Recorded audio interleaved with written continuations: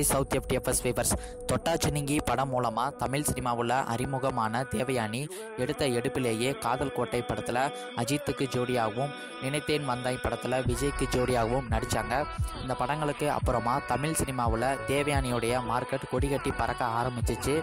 அடுத்து தேவயானி மீண்டும் அஜித்துக்கு ஜோடியாக நீ வருவாயன என்ற படத்தில் நடித்தாங்க. இந்த படத்தை ராஜகுமாரன் என்பவர் இயக்கியிருந்தார்.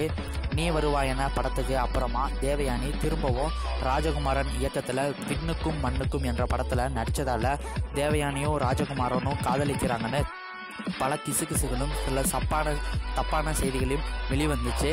இப்படி வெளியான கிசுகிசுகள் எல்லாம் பொய்யானதில்லை, எல்லாமே உண்மைதான் என நிரூபிக்கிற வகையில் தேவயானியும் ராஜகுமாரனும் பெற்றவங்களுடைய எதிர்ப்பை மீறி ஓடி போய் கோவிலில் திருட்டுத்தனமாக கல்யாணம் முடிச்சுக்கிட்டாங்க. இதனால் இவங்க பெற்றவங்க 2 பேரையும் குடும்பத்தை விட்டே ஒதுக்கி வச்சுட்டாங்க. கல்யாணத்துக்கு பிறகு தனி கொடுத்தனம் போன தேவயானிக்கோ பட வாய்ப்புகள் குறைய ஆரம்பித்தது. கணவர் ராஜகுமாரன் இயக்கிய படங்களோ எல்லாம் தோல்வி படங்களாக அமைஞ்சிச்சு. ஒரு கட்டத்தில் தேவயானி குடும்பத்துக்கு கஷ்டங்கள் மேலே கஷ்டங்கள் வர ஆரம்பிச்சிச்சு. இந்த கஷ்டமான சூழ்நிலையிலையும் இனியா மற்றும் பிரியங்கா என்ற 2 பெண் குழந்தைகளை பெற்றுக்கிட்டாங்க.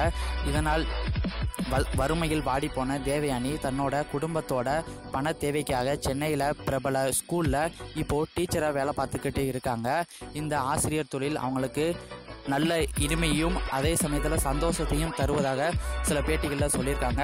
இந்த நியூஸ் உங்களுக்கு பிடித்திருந்தால் லைக் பண்ணுங்கள், ஷேர் பண்ணுங்கள். இது போன்ற தமிழ் சினிமா நியூஸ்களை அறிவதற்கு எங்களது சவுத் எஃப்டிஎஃப்எஸ் சேனலை சப்ஸ்கிரைப் பண்ணுங்கள். நன்றி, வணக்கம்.